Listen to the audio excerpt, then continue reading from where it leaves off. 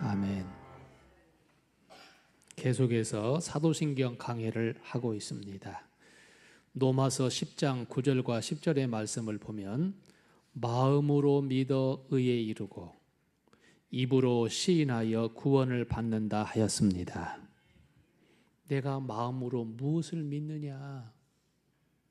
사도시대부터 교회에 출입하면서 세례를 받고자 하는 사람에게 성경을 요약하여서 가르쳤는데 그 가르친 내용이 사도신경입니다. 그래서 우리는 지금 사도신경 강의를 하는 중에 따라서 합시다.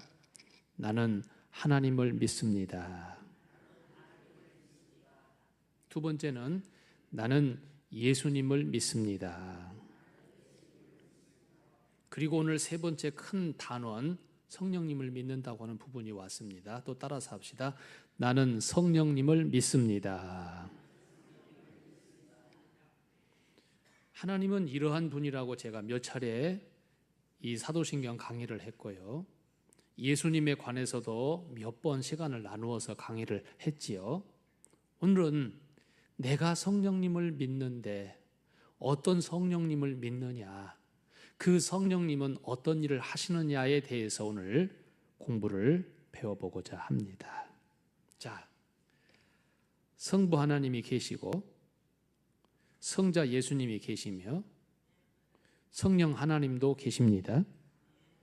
믿으십니까? 그래서 우리는 삼위일체라는 말을 합니다. 성령은 무엇을 의미하는가에 대해서 말씀을 드립니다. 첫째, 성령님은 하나님과 같은 분이다. 어떻게 하나님과 같은가? 성령님이 하나님이시고 하나님이 예수님으로 오셨고 그 예수님이 성령님을 보내십니다. 그래서 성부 하나님, 성자 하나님, 성령 하나님이 계십니다. 그 하나님은 영이시며 그 하나님은 하나님이시고 그 하나님은 성령으로 일하십니다. 좀 어려워일 거예요. 그 말 한 것 같고 돌려 말하는 것 같고 비슷하게 말한 것 같고 아닌 것 같고 그러기도 할 겁니다. 자, 성령은 하나님이시고 그 하나님이 육신을 입고 세상에 우리 곁에 오신 그분을 우리가 예수님이라고 호칭하고 모든 하나님의 계획된 일을 일괄적으로 행하시며 사람들의 마음속에 감동과 감화와 책망과 여러 가지 역사를 일으켜 주시는 하나님의 영이 있으니 그 영은 성령이라고 합니다. 자, 성령을 호칭할 때 이렇게 불렀거든요. 창세기 1장 2절 하나님의 신이 수면 위에 운행하시더라 그랬어요. 하나님의 신이라고 불렀어요. 또 이사야 11장 2절 보니까 여호와의 신, 총명의 신이라고 호칭을 했어요. 로마서 8장 9절에 보니까 그리스도의 영이라고 표현을 하고 있습니다. 고린도후서 3장 3절에 보면 살아계신 하나님의 영이라고 말을 하였습니다. 요한복음 14장 17절 보면 진리의 영이 오시리니 하며 진리의 영이라고 하였습니다.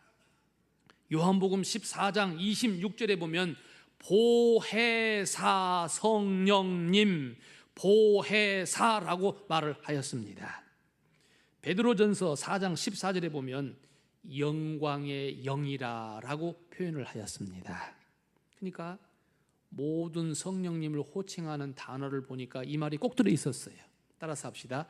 영, 헬라어로는 퓨뉴마라고 합니다. 영이요, 영. 육체가 아닙니다. 물체가 아닙니다. 영입니다. 영.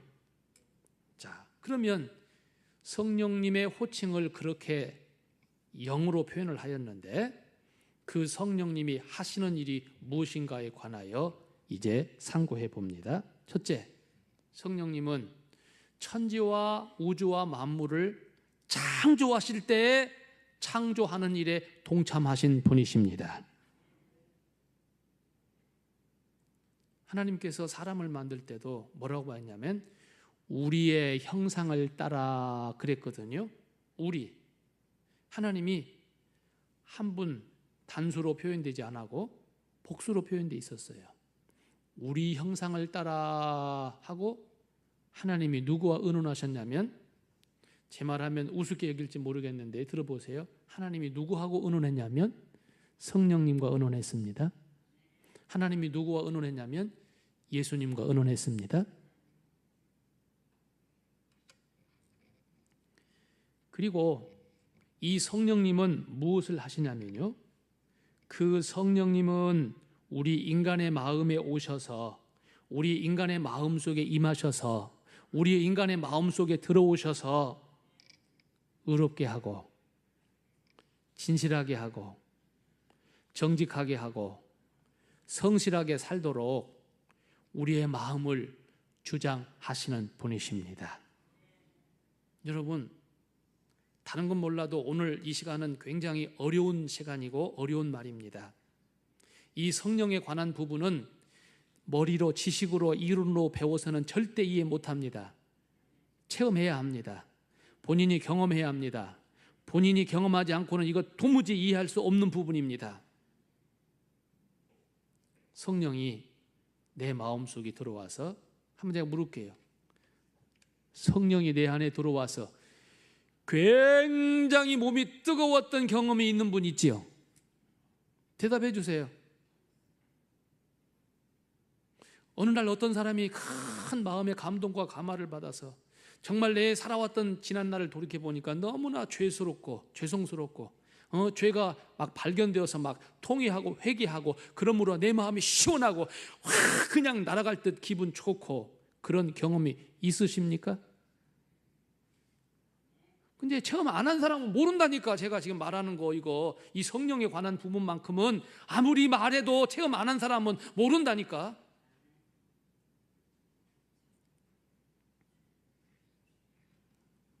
어느 날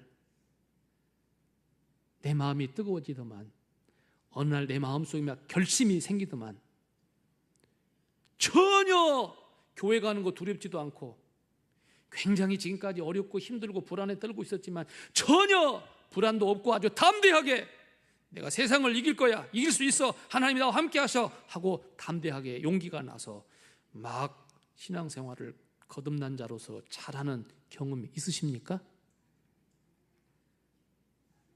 어디서 온 거예요? 어디서 온 거냐고요? 어디서 온 거냐고요? 어디서 왔냐고요? 성령의 체험에서 온 거예요. 아멘 해주세요. 안 해본 사람은 모른다니까. 내가 100번 얘기해도 몰라. 다시 얘기해도 몰라. 앞으로 얘기해줘도 몰라. 이 성령에 관한 부분만큼은 본인이 체험하지 않으면 모르는 거예요. 장로님도 몰라. 권사님도 몰라. 체험 안 해봤으면 모르는 거예요, 이건. 아니, 누구를 책망하려고 하는 말이 아니라 이 부분이 어렵다는 것을 말하고 이론으로 끝나서는 우리가 모른다는 것을 제가 말하는 거예요. 자, 성령은 교회를 세우게 하십니다. 예수님의 승천을 목격한 120 성도들이 마가의 다락방에 모여서 기도를 하고 있었습니다. 오늘 사도행전 2장 1절부터 봤는데, 사도행전 1장 8절에 보면 성령이 임하시면 권능을 받을 거다. 그러니 성전을 떠나지 말고 기도하라. 한 곳을 떠나지 말고 기도하라. 그래서 저들이 모인 곳이 마가의 다락방이라고 했었지요. 마가의 집에 모여서 예수님 최후 만찬을 행하셨던 그 집, 상당히 넓은 집이에요. 예수님을 잘 믿고 따르던 성도의 집안이에요. 그래서 그 집에 모여서 성도들이 열심히 기도하고 있었어요. 예수님 승천하시고 오순절 날 성령이 임하시는 그날까지 약 열흘 정도 시간이 있었어요. 열흘 동안 기도하고 있었어요. 어쩌면 성령님이 더 늦게 오셨으면 더 길게 했을지도 몰라요. 기도하고 있는 중에 성령님 임하셨어요. 저희가 성령의 충만함을 받게 되었습니다. 중요한 것은 저희가 그리스도의 이름으로 한 곳에 모여 있었다는 겁니다. 그리고 성령의 충만함을 받았습니다. 그리고 이렇게 모인 사람들의 모임의 장소가 무엇이 되었느냐? 교회, 에클레시아가 되었습니다. 그러므로 성령님 없이 모인 장소, 지난 며칠 전에 왕궁 면민의 날 행사 있었지요. 수요일 날이라서 저는 안 갔어요. 솔직히 마음이 안 편해서도 못 갔고요. 자, 면민의 날 행사에 가보니까 많이 모였었지요. 대답 좀 해요. 갔다 오신 분. 저 뒤에 최석복 집사님 누구 노래한다고 응원하러 간다고 했는데 잘 듣고 왔어요? 뭔 얘기를 하려고 하냐면 사람이 많이 모였다고 해서 그곳이 교회가 되는 건 아니라 그 말을 제가 하려고 하는 거예요. 아니 면민날 행사할 때 많이 모였으면 거기가 교회가 될 거냐? 지금 우리 익산시에서 전국 체전을 하고 있으니까 아마 오늘 또 경기하는 데가 있을 거예요. 경기하는데 사람들이 막 모여가지고 응원하고 막 좋아하고 그러는데 거기가 교회가 되냐? 그건 아니잖아요. 예. 교회는 성령님이 함께 하시는 모임의 장소가 교회가 됩니다. 우리 교회가 교회 되었던 것은 성령님이 그 초대의 교인들과 함께 하셨기 때문에 교회가 된 거지, 사람 모인다고 해서 다 교회 되는 건 아니라 그 말이에요. 성령은 또한 교회를 부흥시켜 줍니다. 사도행전 9장 31절, 그리하여 온 유대와 갈릴리와 사마리아 교회가 든든하게 서가고 주를 경외함과 성령의 위로로 진행하여 믿는 자의 수가 더하여졌는데 하루에 3,000명도 오고 하루에 5,000명도 회개하여서 교인이 되었더라.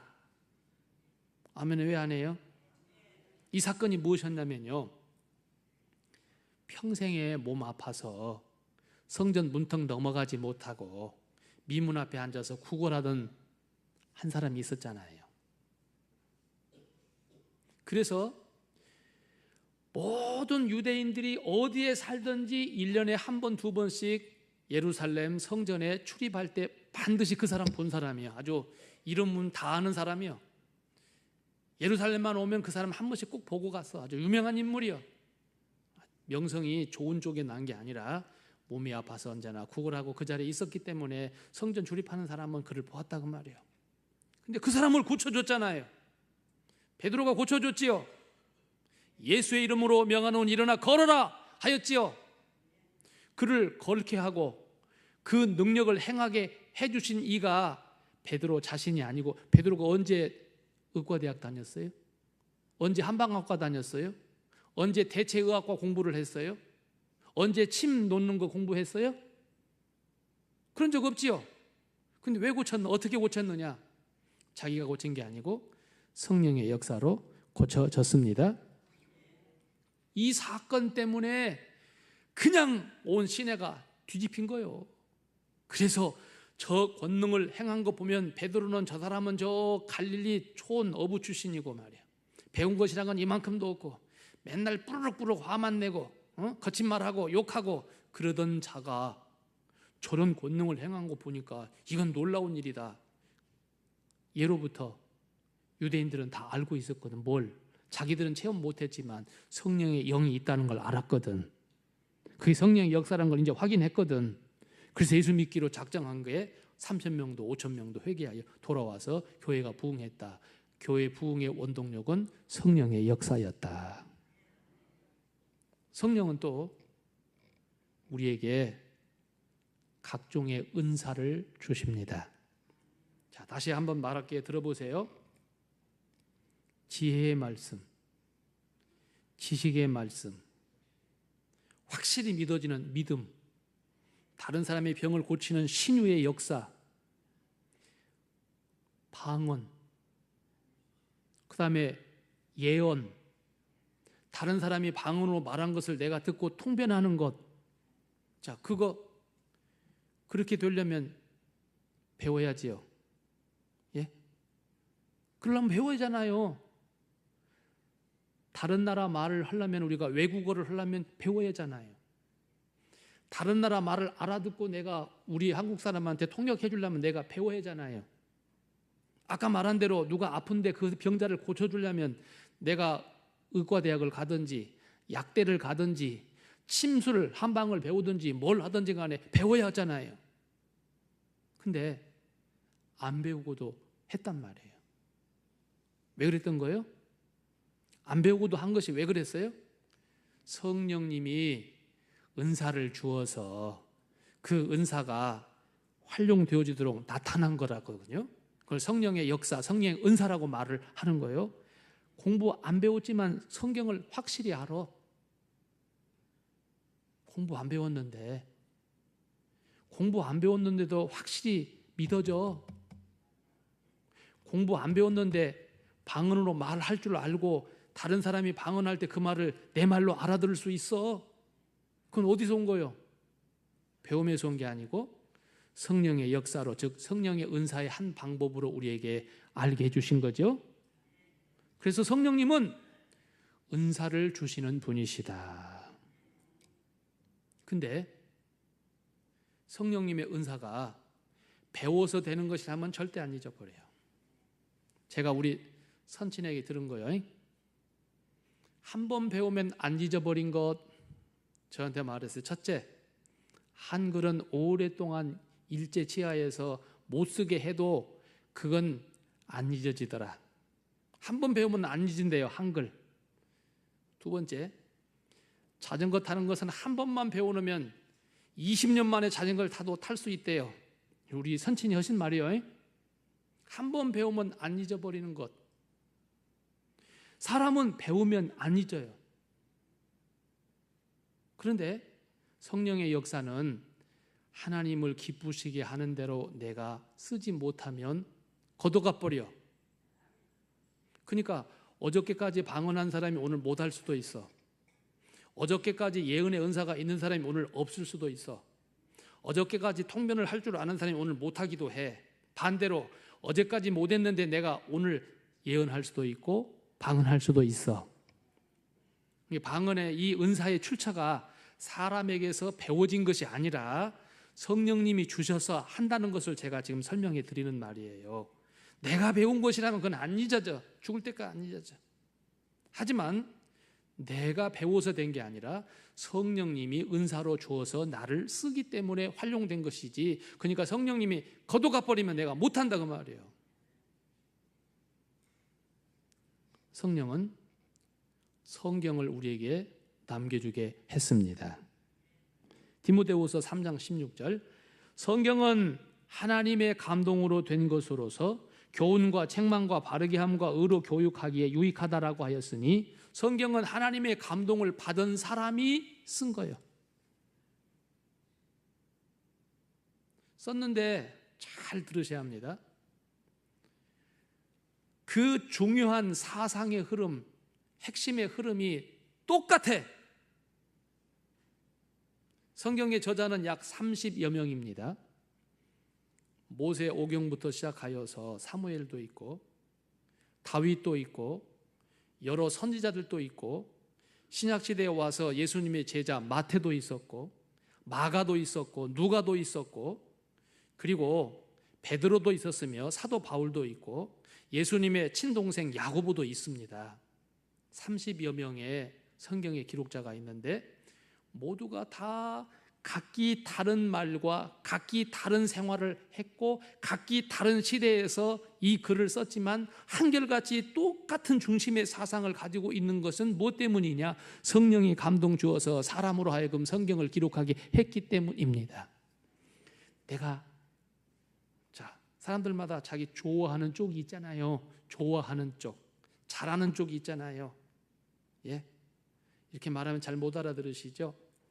어떤 사람은 고대사를 좋아하는 사람이 있고, 어떤 사람은 신시대 거를 좋아하는 사람이 있고, 어떤 사람은 이것을 좋아하는 것이 있고, 그래서 좋아하는 쪽에서 접근하여서 기록을 하고 쓰지만 중심 사상은 내가 아니고 성령님이 하신 일이기 때문에 하나님이 계신 것과 메시아를 보내실 것이라고 한 것과 메시아가 오셨다고 하는 사실과 그분이 예수님이라는 말과 그 예수님이 우리를 위하여 죽으심으로 우리가 예수를 위해서 구원 얻는다는 말과 앞으로 그 예수님이 재림주로서 심판하러 오실 거고 우리가 천국 간다는 말 모두가 다 동일한 사상이 이 속에 들어있는 것은 성령님의 감동으로 인해서 성경을 기록하게 했기 때문에 그렇다는 것입니다.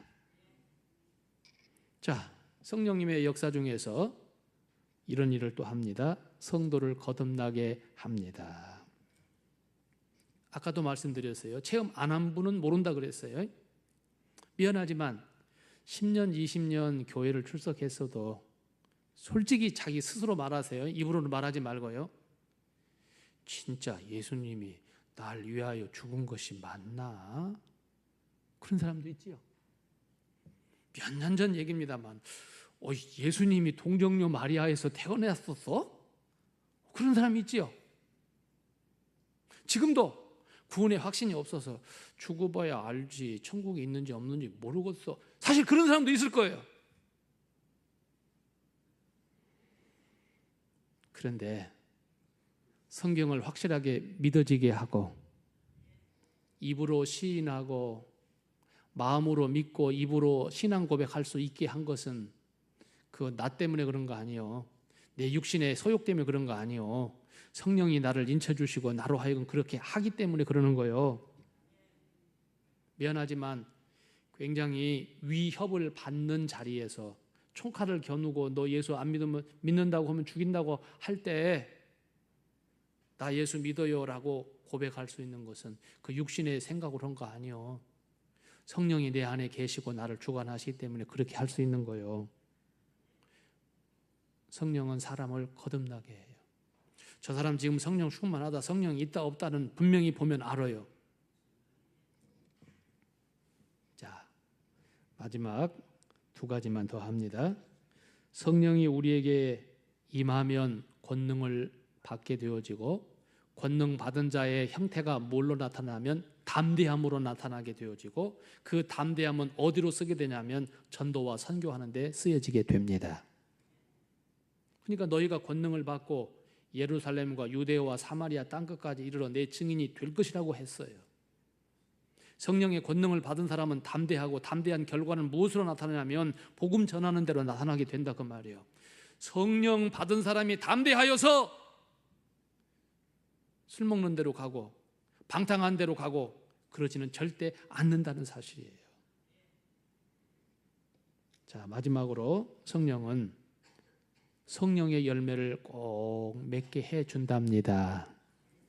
저 사람이 예수 잘 믿는다고 자기가 말하고 이웃 사람이 말하기를 저 사람 예수 잘 믿는다고 말하고 누가 말하기를 그 사람 예수 잘 믿는다고 말합니다. 그렇다면 예수 잘 믿는 분명한 표적 열매가 나타나게 되어 있는데 오늘 낮 시간에도 절제에 대한 설교를 하면서 갈라디아 6장에 5장 6장에 있는 말씀 제가 설명드렸다시피 성령의 열매는 사랑과 희락과 화평과 오래 참음과 자비와 양선과 충성과 온유와 절제라고는 열매가 맺혀지게 됩니다. 이거 복숭아요. 이게 복숭아 나무라니까. 자, 지난번에 아프리카 선교를 다녀왔거나 라오스나 미얀마 또 태국, 필리핀을 다녀온 우리 교인들에게 망고나무가 어떻게 생긴 거 알려드렸잖아요. 꼭 우리나라 복숭아 나무 잎사구 같이 생겼잖아요. 예? 근데 복숭아는 아니에요. 망고예요. 나무 생긴 것, 잎사귀 생긴 건 진짜 복숭아 같이 생겼어요. 근데 그게 망고거든요. 무슨 말 하려고 하냐면 망고는 망고 열매를 맺힘으로 망고나무라고 하고 복숭아는 복숭아 열매를 맺힘으로 복숭아라고 하듯이 성령님은 성령의 열매를 맺게 해줍니다.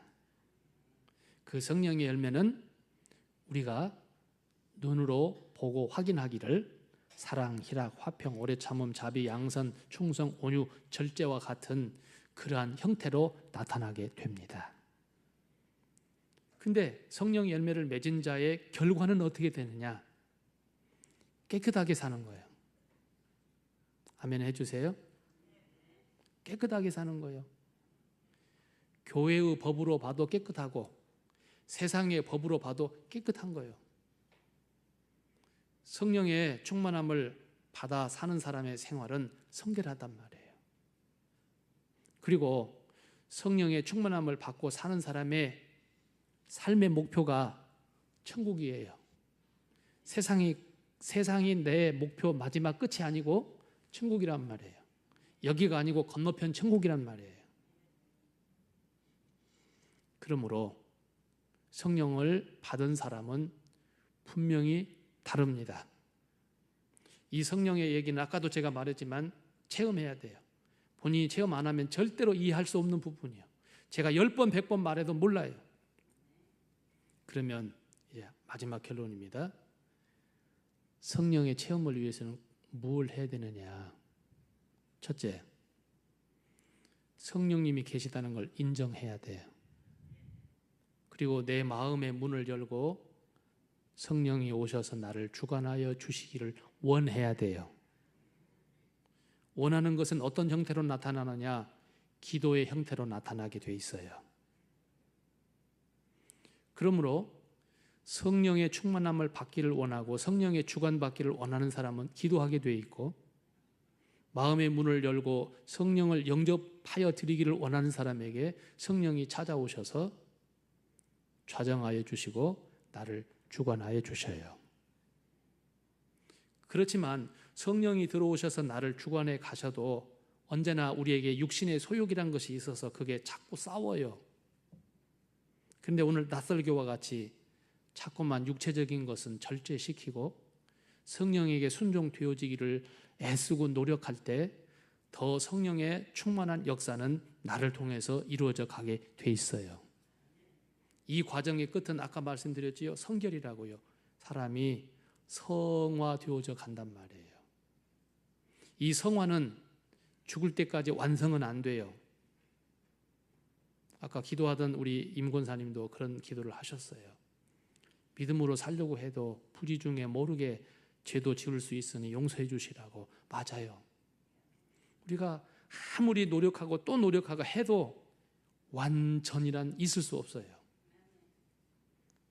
그렇지만 우리는 성화되어지도록 애를 쓰고 노력하고 다 100% 성화 안 되었지만은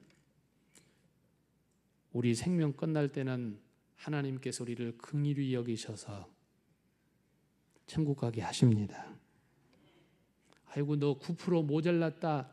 핸드폰 충전해 보면 그거 나오지요. 90% 충전, 91% 충전 그런 거 나오잖아요. 뭐 90% 우리가 90%밖에 안 되었다고 주님께서 우리를 내치시지는 않아요.